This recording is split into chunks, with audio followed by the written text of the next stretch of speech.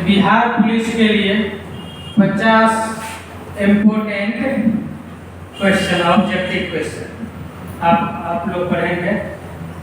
तो देखिए इसमें क्वेश्चन नंबर 5, चूँकि 4 जो क्वेश्चन है 1 से लेकर के 4 तक वो नीचे चला गया वीडियो बनाने में, तो 5 नंबर से हम लोग स्टार्ट करते हैं। क्वेश्चन नंबर 5 में क्या कहता है कि ब्लैक होल की जानकारी सर्वप्रथम किसने दी?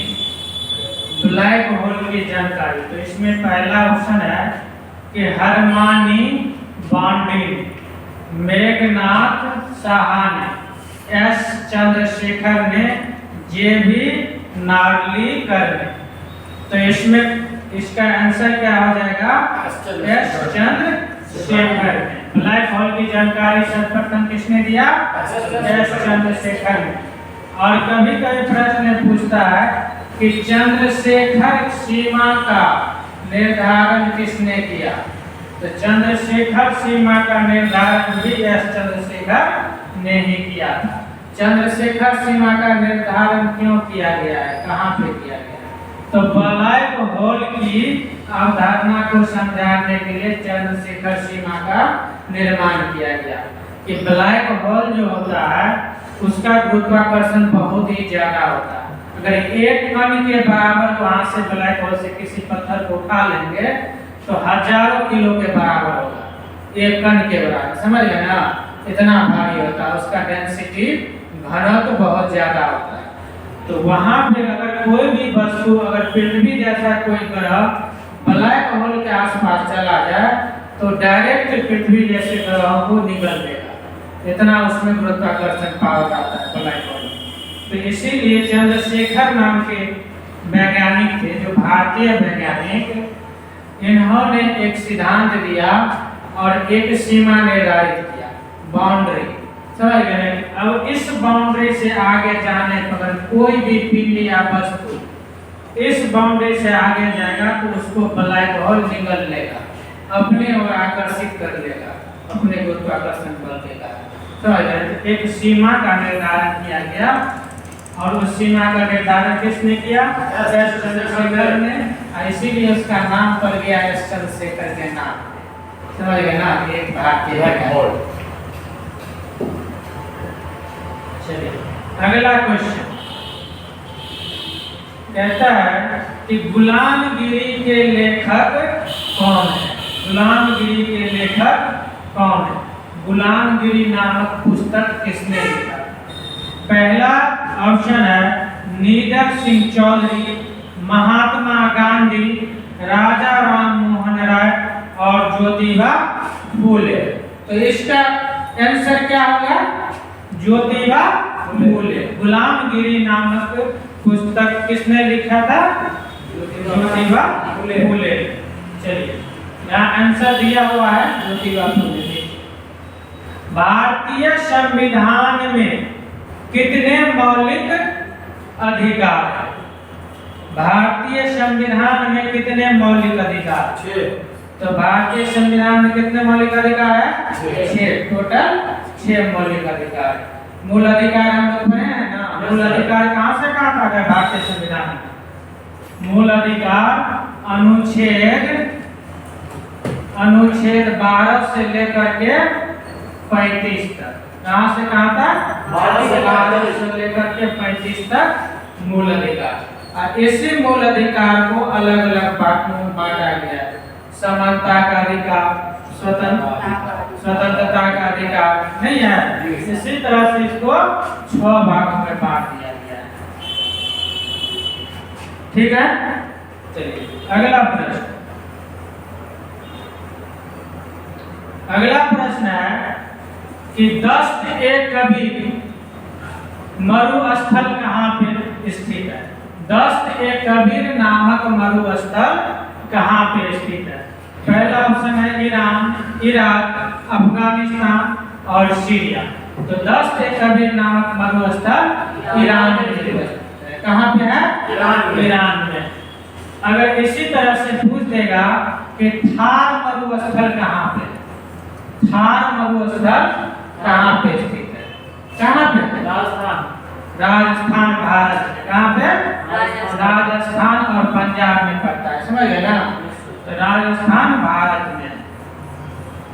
और विश्व का सबसे बड़ा मरुस्थल कौन सा है? सहारा मरुस्थल। कौन सी मरुस्थल? सहारा। सहारा मरुस्थल कहाँ पे है? अफ्रीका में। कहाँ पे है? अफ्रीका। ठीक है।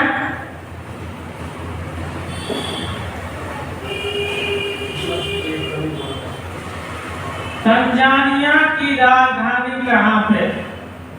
यहाँ पे प्रश्न पूछ रहा है कि तंजानिया की राजधानी कहाँ पे? बुंजल, डोडोमा, डबली, ओटावा। तो तंजानिया की राजधानी डोडोमा है। कहाँ पे है? डोडोमा। अगला प्रश्न है,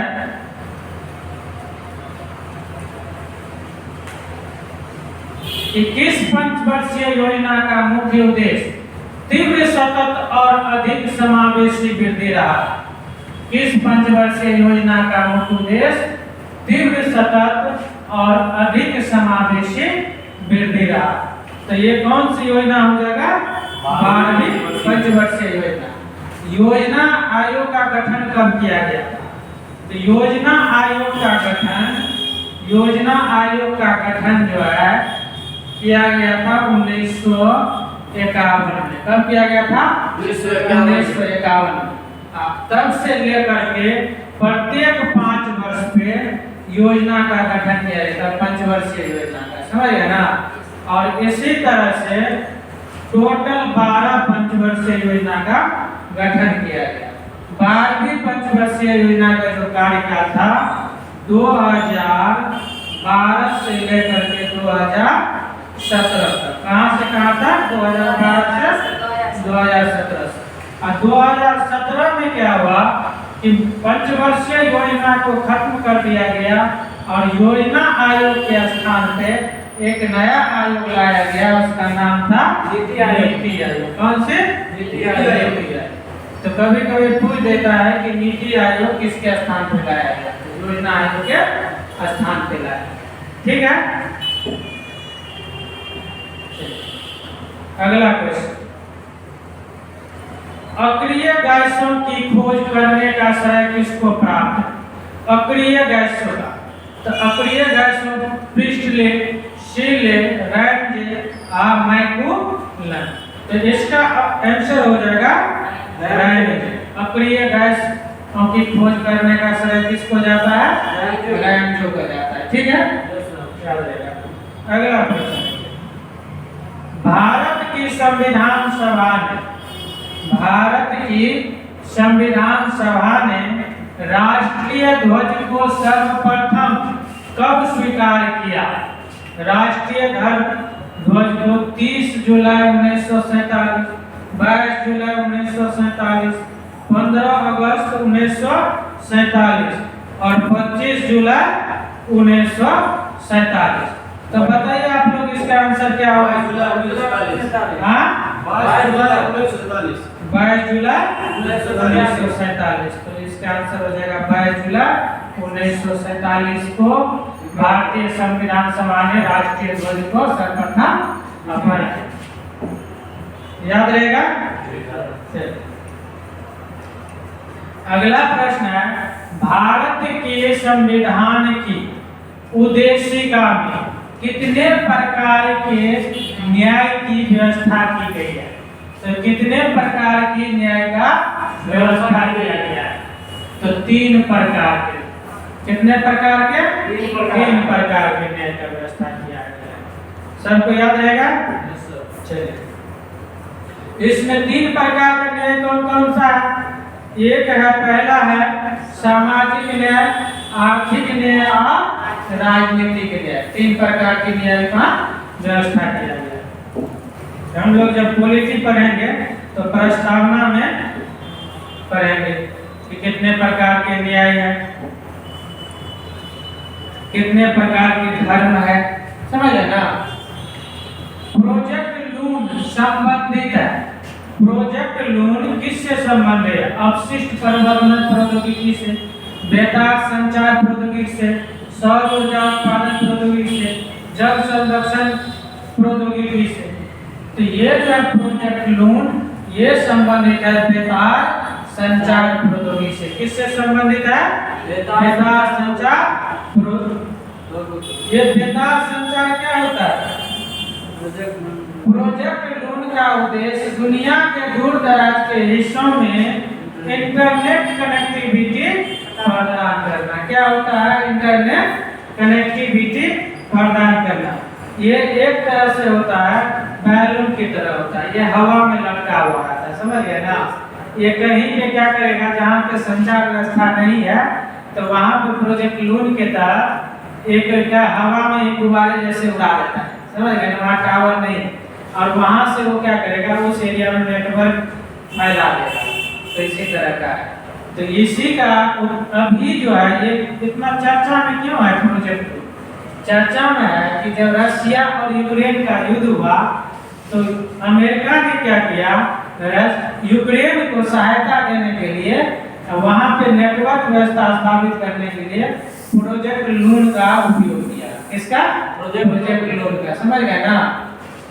क्योंकि वहाँ पे जो युद्ध हो रहा था तो युद्ध के समय में नेटवर्क के लिए जो टावर का निर्माण किया गया था उसका वो ध्वस्त हो गया, विनाश हो गया, समझ गए ना? और जैसे दूर दराज के एरिया है, पहाड़ी एरिया है जहाँ पे नेटवर्क मौजूद नहीं है, या समुद्री एरिया है, समुद्र में जहाँ नेटवर्क मौजूद नहीं है, तो वहाँ में किसका उपयोग करेगा? प्रोजेक्ट लून का। आकार की दृष्टि से पृथ्वी कौन से स्थान पे है? आकार की दृष्टि से देखिए तो इसमें किस स्थान पे है? 5वें स्थान पे। आकार की दृष्टि से सीधे पूछ दिया कि आकार की दृष्टि से। ये नहीं समझ में आ रहा है कि किस चीज से हम इसका तुलना करेंगे। आ रहा समझ में? इससे तुलना किससे करेंगे? ग्रहों से तुलना करेंगे। कितने ग्रह है टोटल? 8 ग्रह। ग्रहों की संख्या 8 ग्रह। इनमें से आंतरिक ग्रह कितने हैं और बाहरी ग्रह? 4। तो 4 है आंतरिक ग्रह और 4 है बाहरी ग्रह।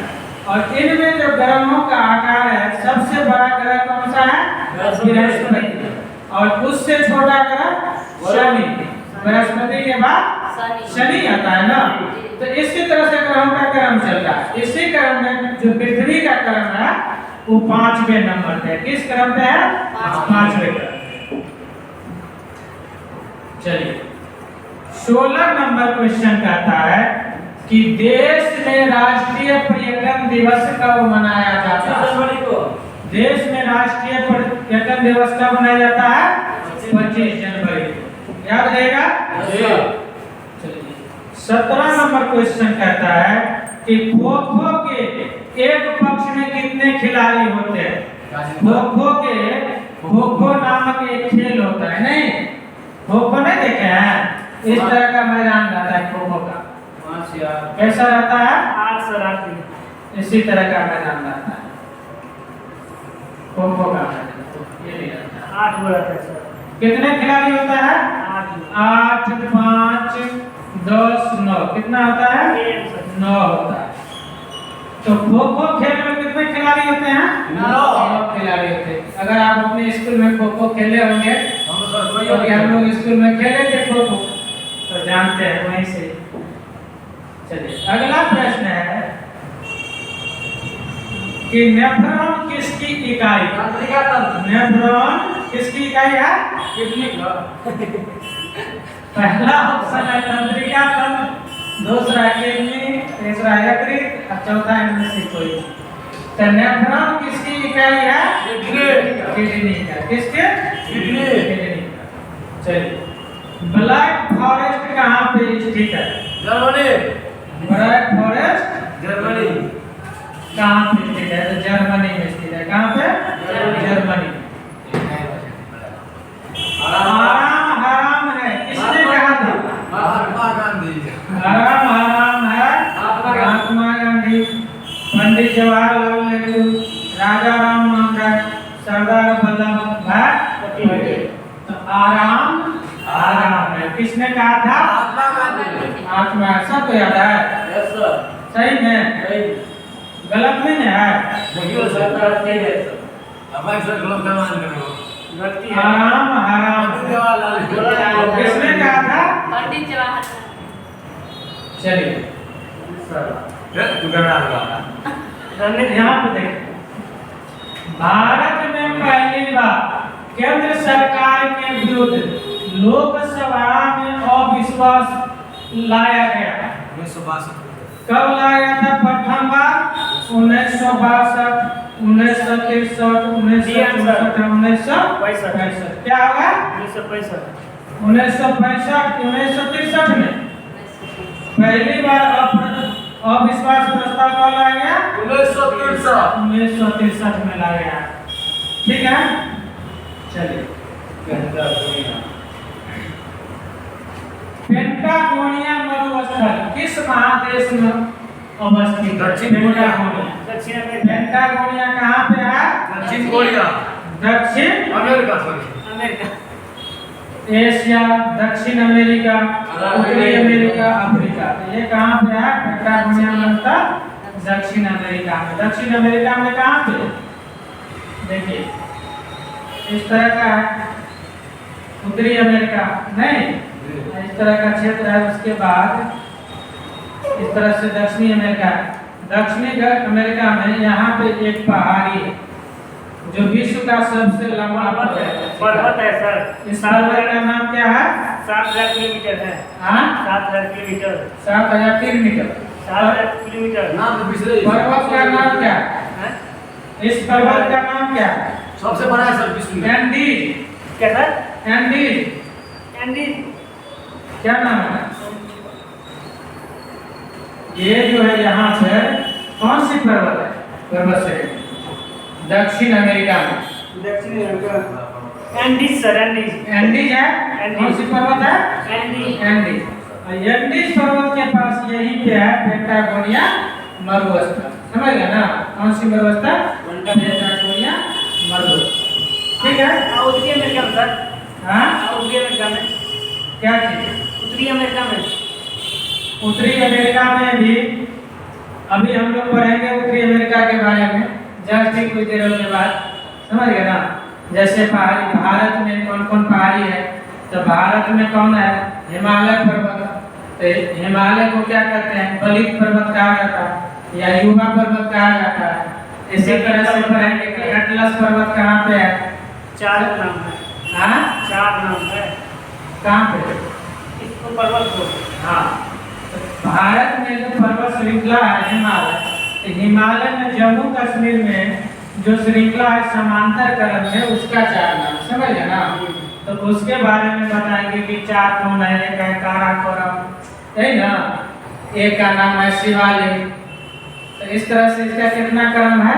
4 पर्वत है। ठीक है। इसी तरह से यूरोप में कौन सा पर्वत है? अफ्रीका में कौन सा है? एटलस पर्वत कहाँ पे है?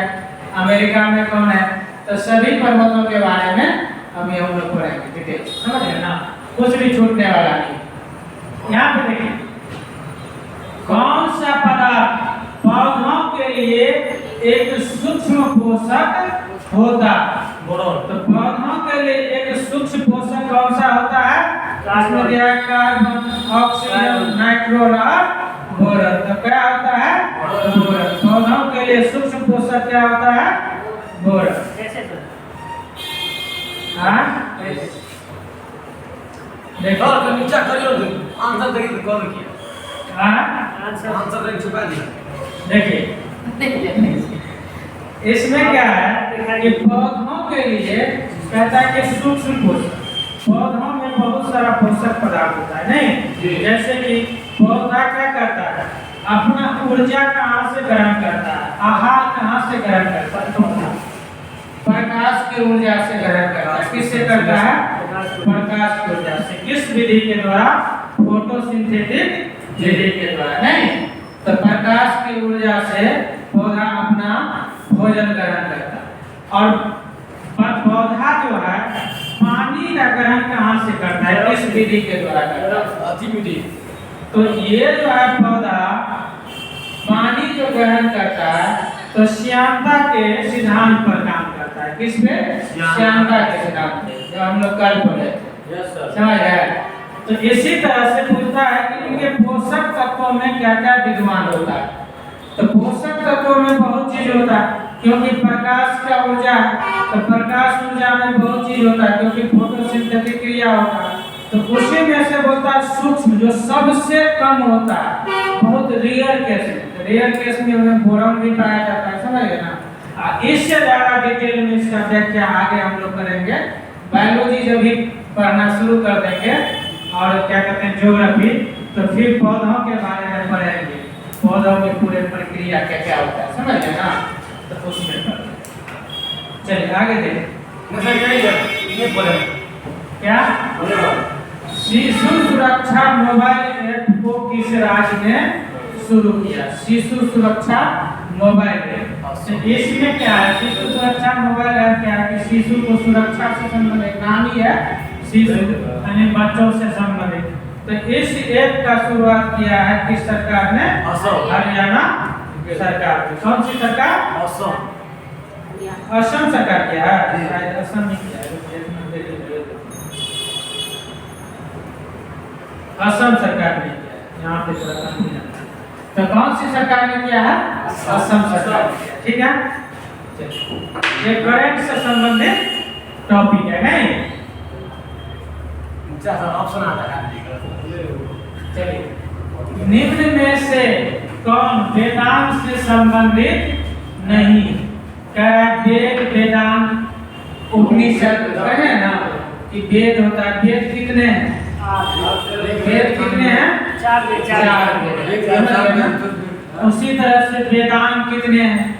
तो वेद वेदांत जैसे हम लोग बीपीएससी क्लास में चलाए थे तो पढ़ाए थे पूरा डिटेल में नहीं बताते कि वेद कितने हैं, वेदांत कितने हैं, उपनिषद कितने हैं, समझ गए ना। तो सब बताए। तो उसी में कहता है कि वेदांत किससे संबंधित, वेदांत से संबंधित नहीं है। इससे तो वेदांत, ज्योतिष क्या है, वेदांत है। कल्प क्या है, वेदांत है। निरुक्त क्या है, वेदांत है। लेकिन योग वेदांत नहीं, समझ गए ना। तो योग क्या है, संबंध दिखाइएगा। आंसर और सवाल ये सब परिस्थिति की बनी और ठीक है। चलिए अगला क्वेश्चन बनवाएंगे ना, तो उसमें ठीक है। विदाउट आंसर, पारिस्थितिक तंत्र में उच्चतम पोषण स्तर कौन प्राप्त करता है। प्रथम ऑप्शन दिया है शाकाहारी, दूसरा दिया है सर्वाहारी, तीसरा दिया है मांसाहारी और चौथा दिया है अपघट। तो कौन सा होगा बताइए। सर्वाहारी, सर्वाहारी, सर्वाहारी जो है सब कुछ उत्तम पोषण स्तर प्राप्त करता है, क्योंकि वो सब कुछ खाता है नहीं। सर्वाहारी सब कुछ खाता है, तो जो सब कुछ खाएगा उसको ज्यादा पोषण मिलेगा, ठीक है। हमारा लिखिए आंसर कौन सा है सर, ऑप्शन राइट बताएगा। देखिए वो जो है पढ़ाने के लिए ना अलग पीडीएफ बनाएगा, समझ गए ना। ये जो है तत्काल 10 मिनट में करवाने के लिए ही बनाया गया, समझ गए ना। इसे चलिए ध्यान देखिए। मतदान के समय प्रयुक्त अमिट स्याही किस पदार्थ से बनती है बताइए। Silver nitrate, silver bromide, silver iodide और सिल्वर सल्फाइड। किससे बनता है, सिल्वर नाइट्रेट, किससे, ये सिल्वर नाइट्रेट से। जो स्याही, अब मतदान जो होता है देखते होंगे कि हाथ में स्याही लगाते फिक्स होता है सर, नहीं, तो उसमें किस चीज का प्रयोग किया जाता है, सिल्वर नाइट्रेट। चलिए अगला प्रश्न है, ऋग्वेद में आर्य शब्द का उल्लेख कितनी बार किया गया। 36 बार। कितने बार, 36 बार। कितने बार किया गया है, 36 बार। देखिए आप लोगों को डायरेक्ट आंसर आ रहा है। ऋग्वेद में आर्य शब्द का उल्लेख कितने बार किया गया, 36 बार। अगला प्रश्न है कि दिल्ली सल्तनत के किस शासक ने सबसे पहले अस्थायी सेना का नींव रखा। दिल्ली सल्तनत के किस शासक ने, पहला बलबन, अलाउद्दीन खिलजी, कुतुबुद्दीन ऐबक, इल्तुतमिश। किसने रखा था, अलाउद्दीन खिलजी ने। तो दिल्ली सल्तनत के किस शासक ने सबसे पहले अस्थायी सेना का नींव रखा, तो अलाउद्दीन खिलजी। उसका हमारे चीज़ ठीक है, तेरे चलिए बल का परिभाषा, बल का परिभाषा न्यूटन के किस गति नियम से द्वितीय नियम, तृतीय में से कोई नहीं, कौन सा नियम? न्यूटन का द्वितीय नियम से संबंधित। पहला तो फार्मूला मिलता है, दूसरा परिभाषा मिलता है, तीसरा पहले में क्या मिलता है? फॉर्मूला। दूसरा में क्या मिलता है? Definition, definition. तीसरा मिलता है रिलेशन बिटवीन, हाँ, तीसरा में रिलेशन, तीसरा में क्या होता है? क्या होता है? Relation, relation, relation. ठीक है, प्रतिक्रिया, प्रत्येक क्रिया का विपरीत विपरीत प्रतिक्रिया। चलिए तो आंसर आ गया। ध्यान देखें, कीट निम्नलिखित में से किस से संबंधित है? कह रहे हैं कीट किससे संबंधित है? पोरीफोरा, एनिलिडा, सीलंट्रेटा, आर्थ्रोपोडा। किससे संबंधित है? आर्थ्रोपोडा। कीट किससे संबंधित है? आर्थ्रोपोडा। चलिए, रासायनिक परिवर्तन का उदाहरण नहीं है। रासायनिक परिवर्तन का उदाहरण नहीं है। पानी का उबलना, कागज का जलना, दूध का खट्टा होना, कोयले का जलना। पानी का जलना सर, क्योंकि पानी में एसिड है। पानी का उबलना ये रासायनिक परिवर्तन नहीं है। समझ गए ना? पानी को उबालेंगे, गर्म होगा, गर्म होने के बाद फिर ठंडा होगा, पानी का पानी वैसा रह जाएगा। अगर इससे भाप बन के जाएगा भी तो फिर वो पानी में परिवर्तित हो जाएगा। नहीं, तो रासायनिक। जैसे कागज का जलना, अगर कागज जल जाता है तो फिर दोबारा से कागज नहीं बन पाता है। नहीं, तो ये दूध का खट्टा होना, अगर दूध खट्टा हो जाता है तो फिर दही बनता है, और फिर दही से दोबारा दूध नहीं बनाया जा सकता। दूध खट्टा होगा सर, फट जाएगा ना। तो जो फट गया फिर दोबारा दूध नहीं बनेगा, तो क्या हो गया? रासायनिक परिवर्तन हो गया। कोयले का जलना, कोयला अगर एक बार जल गया तो पूरा राख बन जाता है। पर्ची बढ़ते। चलो आगे, आप पेट पर। अगला प्रश्न है कि राष्ट्रपति द्वारा राज्यसभा में साहित्य, कला, विज्ञान तथा समाज सेवा आदि के क्षेत्र में व्यक्तियों को सम्मानित करना किस देश के संविधान से लिया गया है? बताइए। अमेरिका का संविधान, फ्रांस का संविधान, जर्मनी का संविधान। किससे संबंधित है? आयरलैंड से। आप बताइए, आप बताइए। अमेरिका से। आप बताइए। अमेरिका से। आप मैडम जी बताइए। चार सी आदमी। आयरलैंड, देखिए आयरलैंड के संविधान से। कहाँ से लिया गया है? आयरलैंड के संविधान से। चार आदमी है, चार ऑप्शन बताएं। चलिए, संविधान सभा की प्रारूप समिति का गठन कब हुआ था? संविधान सभा के प्रारूप समिति का गठन कब हुआ? 9 दिसंबर 1946, दिसंबर 1946, 29 अगस्त 1947 और 13 दिसंबर 1946। संविधान सभा की प्रारूप समिति का गठन कब हुआ? बताइए जल्दी जल्दी। संविधान सभा के प्रारूप समिति का गठन कब हुआ था? 29 अगस्त 1947। 29 अगस्त 1947। कब हुआ? 29 अगस्त सर, गलत नहीं बुझाए। प्रारूप समिति का, ये प्रारूप है, क्या है? प्रारूप समिति का गठन कब हुआ?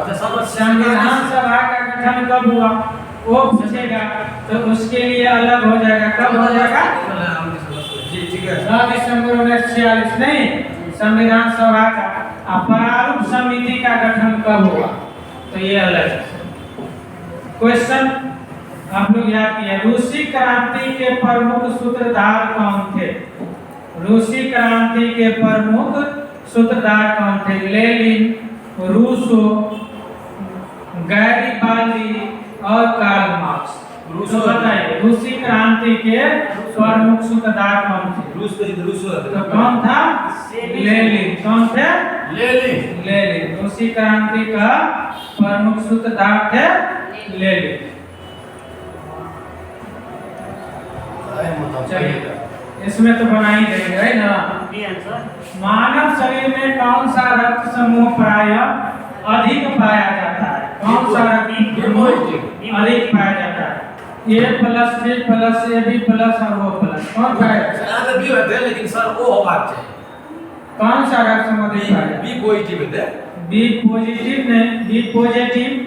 और ये जो है सबसे ज्यादा पाया जाता है। नहीं, यहाँ बी पॉजिटिव दिया हुआ, लेकिन सर वो पॉजिटिव होना चाहिए। लेकिन नहीं, ये कहता है कि सर्वाधिक डोनर कौन है? सर्वाधिक दाता। तो सर्वाधिक दाता पूछेगा तो ओ हो जाएगा। कौन से ब्लड ग्रुप? ओ। अगर ओ में भी पूछेगा कि सर्वाधिक दाता कौन सा है, तो ओ में एक होता है वो पॉजिटिव और वो नेगेटिव। तो सर्वाधिक दाता हो जाएगा वो नेगेटिव। और सर्वाधिक ग्रहण करता जो सबसे ब्लड लेता है वो हो जाएगा ए बी ग्रुप। कौन से ग्रुप? A B group. ये सबसे ब्लड लेता है। ए बी पॉजिटिव ना। और इसमें भी पूछेगा कि कौन सा ए बी पॉजिटिव की ए बी नेगेटिव। तो कौन सा है जो सबसे ज्यादा लेगा? ए बी नेगेटिव, ये सबसे ले लेगा। समझ गया ना? चलिए आगे अगला प्रश्न है। सबसे ज्यादा फिर बी पॉजिटिव पाया जाता है ना। सबसे ज्यादा जो भारत में या पूरे वर्ल्ड में ब्लड ग्रुपों की संख्या है आदमियों में, वो कौन से ग्रुप है? B positive. अगला है किस रोग के प्रतिरोध के लिए बीसीजी का टीका लगाया जाता है? किस रोग के प्रतिरोध?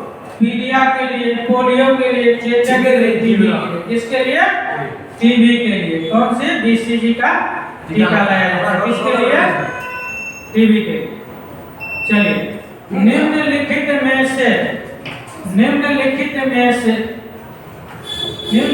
से किसे भारी जल भी कहा जाता है?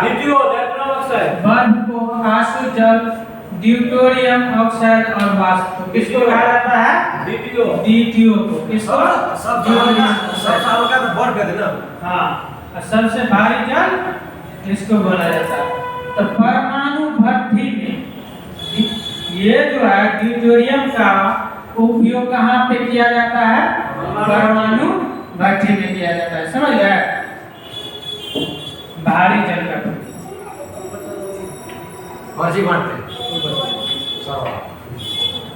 यहाँ पे देखिए डायनासोर किस कशेरुकी वर्ग से संबंधित था? डायनासोर किस कशेरुकी वर्ग से संबंधित था? यहाँ पे दिया है पक्षी, मत्स्य, स्तनधारी और रेप्टाइल। तो डायनासोर किससे संबंधित था? रेप्टाइल से संबंधित था। अगला प्रश्न है कि किस प्राणी में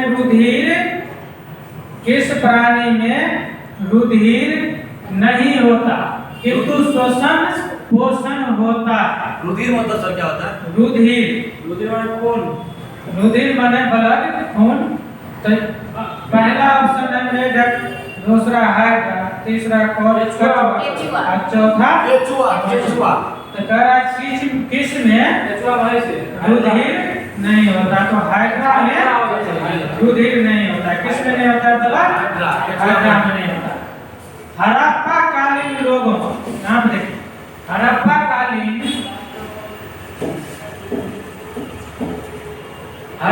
कालीन लोगों को किसका ज्ञान नहीं था? गेहूं का, लोहा का, आग का, सोना का। किसका? सोना का नहीं, लोहा का ज्ञान था। हड़प्पा कालीन लोगों को लोहा का ज्ञान नहीं था। समझ गए ना? किसका ज्ञान नहीं था? लोहा का ज्ञान नहीं था। बाकी गेहूं का ज्ञान था, आग का ज्ञान था, सोना का ज्ञान। ठीक है। बड़ी निक से पढ़ रही है सब चलिए।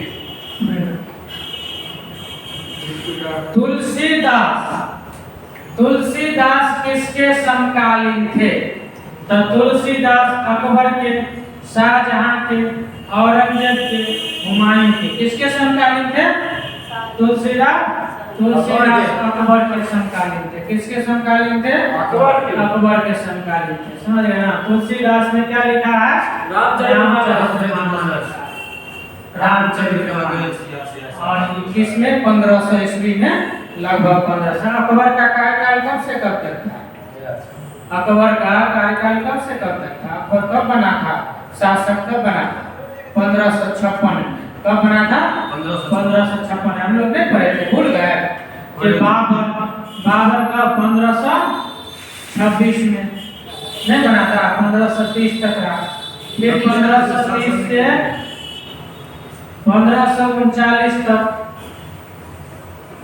39 या 40 तक कौन रहा था? बाबर का पुत्र हुमायूं। हुमायूं के बाद क्या हुआ कि 1540 से 1555 तक आ गया था। कौन आया था? शेर शाह सूरी। सूरवंश आ गया था, नहीं? सूरवंश। फिर 1555 में आकर के क्या हो गया कि हुमायूं बना शासक दोबारा। जब हुमायूं 1555 में दोबारा शासक बना, तो उसके बाद 1556 में जब हुमायूं की मृत्यु होता है, तो हुमायूं का पुत्र अकबर शासक बन रहा है, नहीं? चलिए अगला प्रश्न है, विधवा पुनर्विवाह कानून किसने पास किया था? इसका आंसर बी होगा। बी होगा। ये तो सबको याद होगा, आपको लग रहा है कि विधवा पुनर्विवाह कानून किसने पास किया था? पहला ऑप्शन है लॉर्ड डलहौजी, दूसरा लॉर्ड कैनिंग, तीसरा हेस्टिंग्स, चौथा ऑकलैंड। तो इसका होगा लॉर्ड कैनिंग। किसने किया था? विधवा पुनर्विवाह कानून किसने पास किया? लॉर्ड कैनिंग ने पास किया था। अगला है सर्वाधिक सीमा वाला देश। सर्वाधिक सीमा वाला देश कौन सा? चीन। रूस, कनाडा, चीन, अमेरिका। कौन सा है? चीन। चीन का सीमा लगभग कितने देशों से लगता है? चीन का सीमा लगभग कितने देशों से लगता है? तो लगभग 15 देशों से लगता है। कितने से? 15 देशों से। आप तो करंट अफेयर्स में आजकल जनसंख्या में भारत, क्या जनसंख्या में भारत 1 नंबर पे ले, जनसंख्या में भारत 1 नंबर पे आया। देखिए कह रहा है कि जब लोलक घड़ी की लंबाई चौगुनी कर दी जाती है, तब उसकी आवर्तकाल क्या होगा? तो अगर लोलक घड़ी की लंबाई, अगर इसकी लंबाई को 4 गुनी कर दिया जाता है, तो इसकी आवर्तकाल कितना होगा? आधा। कितना होगा? आधा। इसका आधा हो जाएगा, 2 गुना हो जाएगा। कितना होगा? आधा। अगर इसको 4 गुना कर दिया जाता है, तो इसकी आवर्तकाल आधी हो जाएगी, 2 गुनी हो जाएगी। कितनी हो जाएगी? 2 गुनी। 2 गुनी हो जाएगी। ठीक है? नहीं सर, ये 2 गुनी है सर। हाँ 2 गुनी है सर। 2 गुनी तो बताएं। रामायण की चल ज्यादा क्या बताएं अभी? दुगुनी सर। हाँ आप यही बता रहे हैं। यो तो नाम रिप्लाई दीजिए दोबारा। क्या? दोबारा समझिए तो। कहाँ ध्यान कहाँ है आपका? नहीं, हम जो आंसर बोले ना, अभी बोले जब लोलक घड़ी की लंबाई चौगुनी कर दी जाती है, तब उसकी आवर्तकाल कितना हो जाता है? दुगुनी। तो 2 गुनी। कितना? 2 गुनी। कैसे सर? हाँ? कैसे हो जाता है? इसका फॉर्मूला है, जब फिजिक्स पढ़ेंगे तो उसका फॉर्मूला हम बताएंगे कि कैसे होता है। ये चौगुनी पूछ रहा है, कभी पूछेगा कि जब ये 2 गुनी कर दिया जाता है, तो उसका आवर्तकाल कितना होता है। समझ गए ना? तो 2 गुना करेंगे तो उसका आवर्तकाल कितना हो जाएगा? हाँ? कितना हो जाएगा? आधा हो जाएगा। कितना हो जाएगा? आधा हो जाएगा। और जब इसका इसका जो है सो चौगुनी कर देंगे तो इसका आवर्तकाल कितना हो जाएगा? 2 गुना हो जाएगा। इसका फॉर्मूला होता है, फिजिक्स जब हम पढ़ेंगे ना तो इसके आवर्तकाल के फॉर्मूला पढ़ेंगे, समझ गए ना? अब वहां पे बताया जाएगा कि 2 गुना कैसे होता है और जब डबल करते हैं तो हाफ कैसे हो जाता है, समझ गए? चलिए यहाँ पे देखिए,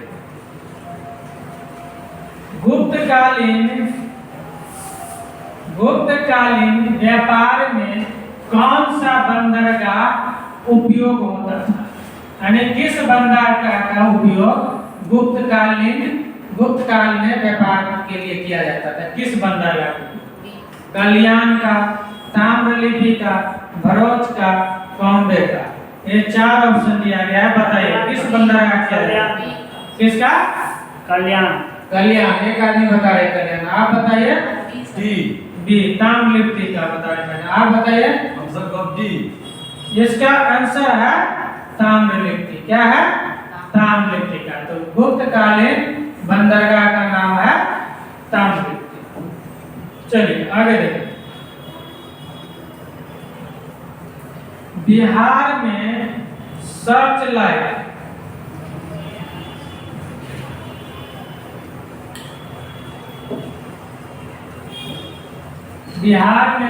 लाइट नामक पत्र के संपादक कौन है? ये तो सबको आता होगा। लंबोदर मुखर्जी, मुरली मनोहर प्रसाद, रामानंद चटर्जी। तो कौन होगा? मुरली मनोहर प्रसाद। सर्च लाइट के संपादक कौन थे? मुरली मोहन प्रसाद। चलिए, पानी को शुद्ध करने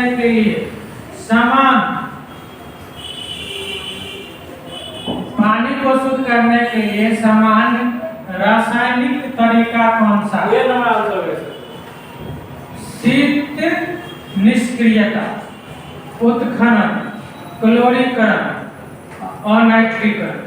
पानी को क्या करें शुद्ध करने के लिए सामान्य रासायनिक तरीका कौन सा है? बताइए, आप क्या बताए? ये क्या? शीत निष्क्रियता। क्या सा है? शीत। पूरा कंफर्म है सब में? सब कंफर्म है? चलिए देखिए आंसर क्या है?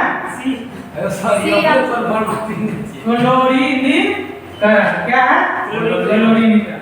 क्योंकि पानी को शुद्ध करने के लिए क्लोरीन का उपयोग किया जाता है। और ये जो है हम लोग पहले भी पढ़े थे क्लास में, जब क्लास हो रहा था यूपीएससी का, तो उसमें भी एक क्वेश्चन करवाया कि पानी को शुद्ध करने के लिए किसका उपयोग किया जाता है? क्लोरीन का उपयोग किया जाता है। समझ गए ना? अगला राष्ट्रीय कैंसर संस्थान कहाँ पर स्थित है? राजस्थान, पंजाब, हरियाणा, हिमाचल प्रदेश। बताइए कहाँ पे? एक आदमी बता रहे हैं राजस्थान, आप बताइए। पंजाब, हरियाणा और हिमाचल प्रदेश। हरियाणा में शायद है। कहाँ पे है? हरियाणा। चलिए इसका आंसर देख लीजिए। हरियाणा के बोलना लिखेंगे। कहाँ पे है? आगे तो पता नहीं सर। सब बनाया हुआ है टोटल, समझ गया ना? एक भरे हुए हैं, ऑब्जेक्टिव में बताया था बस। आप नहीं पता कर लिया। थर्ड पिलर पुस्तक के लेखक कौन सा है? 15,000 ऑब्जेक्टिव क्वेश्चन करवाए थे। कहाँ पे? चलिए, थर्ड पिलर पुस्तक के लेखक कौन से हैं? शक्तिकांत दास, रघुराम राजन और मनमोहन सिंह। थर्ड पिलर का कौन है? रघुराम। कौन से है? रघुराम। जय हिंद जय भारत। विश्व कछुआ दिवस, अब 1 नंबर क्वेश्चन आया है कि विश्व कछुआ दिवस कब मनाया जाता है? कैसे मनाया जाता है? 23 मई को मनाया जाता है। ठीक है। उसके बाद अगला क्वेश्चन है कि टेलीविजन के रिमोट कंट्रोल में प्रयुक्त विद्युत चुंबकीय तरंगे कौन सी होती है? कौन सी होती है? अवरक्त। कौन सी? अवरक्त के होती है। अगला प्रश्न है कि आलू का हरा रंग किसके कारण होता है? किसके कारण? देख लीजिए, शरीर का कारण शोले नींद के कारण। आलू का हरा रंग शोले शोले नींद के कारण होता है। और अगला प्रश्न है कि किस पंचवर्षीय योजना के अंतर्गत समाज के समाजवादी ढांचे की स्थापना का संकल्पना किया गया था? तो किसके तहत? द्वितीय द्वितीय पंचवर्षीय योजना के तहत। यहीं से आपका 50 क्वेश्चन समाप्त होता है। समझ गए ना? जी। चलिए।